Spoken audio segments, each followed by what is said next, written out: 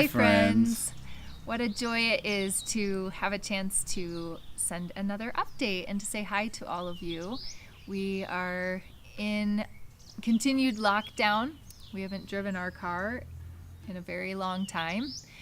And Almost 6 weeks now. yeah, almost 6 weeks. We've been here at our house walking back and forth to the grocery store, but we're doing well. And we really wanted to send this update just specifically to say thank you so much for watching our 20-minute video last time that we sent about 2 weeks ago, and for not only watching it, but so many of you have written and just shared beautiful testimonies of how God used our stories and just what he's doing over here to be an encouragement to you, to be a conviction to you, and how so many of you have said, there's a situation in my life and I'm not going to keep pushing this aside. I want to be obedient to the Lord. And that is so encouraging to us. And we just wanted to say thank you. Thank you for loving us. Thank you for your support and just for your friendship. It really means so much. And I wanted to write to each of you, and I still hope that I will, to just let you know how I've appreciated your letters. And we want to thank you for the relief money that you've sent. We didn't ask you to send any money in. We know that times are tight. We already know that you are so kind and generous to us, and we didn't want to ask you to share more. But after watching the video, so many of you have said, how can we help? How can we help? And you've sent in financial gifts to help with relief. And we are so thankful because there are so many needs and we want to help, but we don't have excess money that we can really share. And it's hard to turn people away who don't have anything to eat. And so you've given us the chance to be able to say, yeah, we can help you. And so Prince is going to share a little bit of how the money has been used. Yeah. So in the last, maybe 4 weeks, we've been able to help about 180 families in total. We've had families in the east of the country, about 5 hours drive from here, that we've been able to help in about 8 churches in the east, and then just individuals. Then we've been able to help families here in Kampala, about 30 to 40 of them. We've been able to help families in Kasese, another 40 to 50 in Kasese, and so there's no way we would have been able to meet this need on our own. So that's why we're so thankful for you that we would only have been maybe able to help the people within our domain and then just stand down the others. And so just to have that money to be able to buy food for people, every family we've been able to help, we've bought them enough food to last them the lockdown period, and that includes beans and rice, some of them. Others we bought cassava or corn flour, which is a local dish.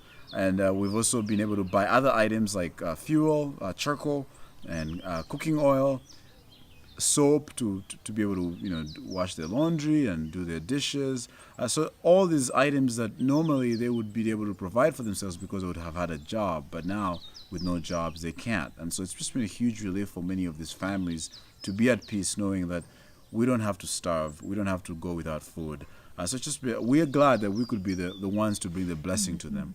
And we've got an overwhelming number of people calling me every day, thanking me and saying, thank you so much for helping us. And please pass on the greeting to all your people and thank them for us. And so I just know that we just want you to know that they are super grateful for your intervention, for coming to their rescue. And what I've felt is really, truly, when we say that you have sent in financial gifts to help with relief, it really is, you feel the sense of relief when they call and say, it was just so, we didn't know what we were going to do. We were so scared. And then you called us and said, oh, here, I've sent you money to buy. It was like, oh, thank you, God. And some of these are Muslims. So they're saying, thank you, Allah. And we're able to say to them, these are people who just love Jesus so much and want you to know that he has not forgotten you and he cares and he wants you to know him. And so it's been beautiful in that. And even just, we think about families, but even the relief that you sent in, we've been able to share some of that with another missionary here in Uganda who works as a nurse for street children. And these are some of the most vulnerable in society. They live on the streets, and they've been 200 of them have been rounded up by the government, put into a boarding school in the downtown Kampala. They're all together. Many of them are so sick. Leave aside coronavirus, they have malaria, they have, all different issues. They're just very sick. Tooth problems and what else? I mean, so many issues. And so she said, we need medicine. We just need medicines. We need gauze. We need bandages. We need iodine. We need, malaria medicine. We need every type of thing. We need money to even take them to the hospital for treatment. And so your finances have helped some of the most vulnerable of our neighbors that Jesus has sent us here to reach. And so we just want to thank you so much and to provide food for them to eat so that they're being taken care of in that way. And even Sheena, I just want to thank you for praying for me and just praying that God would bring another opportunity. And he has. He brought Sheena back. We as we cared for her and I sent her on her way for them to have enough food for the 21-day lockdown. Well, when that ended, she came and just said, our food is over. And we still haven't seen our mom. I don't think they've seen their mom for about 5 or 6 weeks. Close to 6 weeks, yeah. Yeah, they've not heard from her. They have no idea how she is. So Sheena, our 13-year-old, is taking care of her siblings, and she brought them and said, we don't have anything. Can you help? And so we were able to help again, but even more than that, to take that opportunity. And I just appreciate the accountability of so many of you that we've been able to just talk with her and kick a ball around with her brother Denzel. And I gave them some balls, I gave them some crayons, some coloring pages, some lollipops. I walked her through a Bible lesson and said, here, this is how to teach this Bible lesson, and you can teach the kids in your compound. There's about 7 other kids there. And so she came back last week about 3 times and just wanted to talk. And we were able to do social distancing, but just to talk and to love on her and to encourage her and pray with her and Denzel and Patience. And so I'm just so thankful, and I hope we didn't fail this time, and that God I'm thankful he gave us more opportunities to minister to her. Yeah, and then we want to bring you some fresh news as well. In addition to the COVID-19 pandemic, the other thing that Uganda has been struggling with is we've had a desert locust invasion, and then last week, because of the record rainfall the country has had, we also had floods. And one of the places that I go to teach a couple times a year in Kasese, last week, people in the middle of the night woke up to floods. This big river that burst open and just washed away people's homes. A whole hospital was washed down.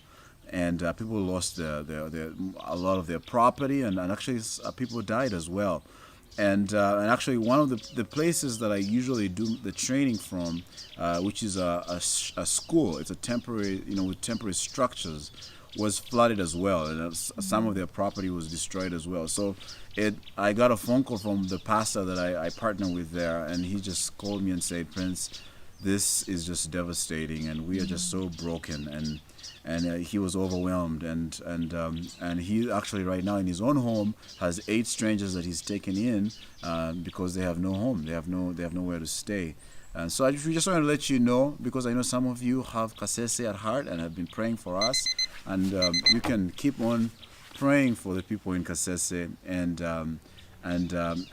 also pray for us, because we're trying to find ways to help them. How can we be of assistance in this period? So pray for us that God will give us wisdom, and we'll keep you updated with what's going on there as well. And then lastly, in the midst of this situation, we've also had the opportunity to minister in other ways other than providing relief.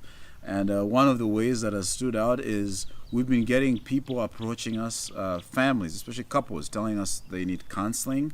We've had probably about 3 couples in the last couple of weeks asking for help in their marriage, and one of them just this week, this end of last week, approached me and asked if we could provide counseling for them. And what's interesting about this one couple, it's actually a Muslim guy.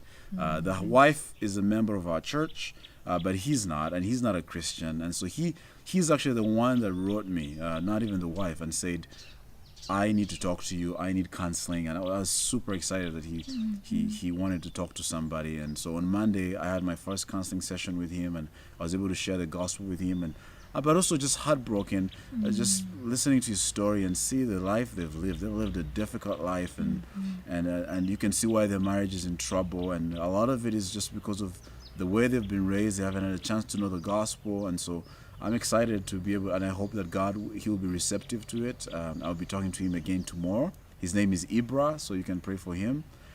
So there's been good things happening as well, and we can pray for more opportunities like this. I think it's showed us that people, we realize more and more that people at church, they have their church face, they have their church clothes, and they put that on. But through this process of the quarantine, they're calling us, they're texting us outside of church now and saying, we need to talk. Yeah. And the stories that you're sharing, you're like, wow, I was not getting that at all from you at church. I thought all was well.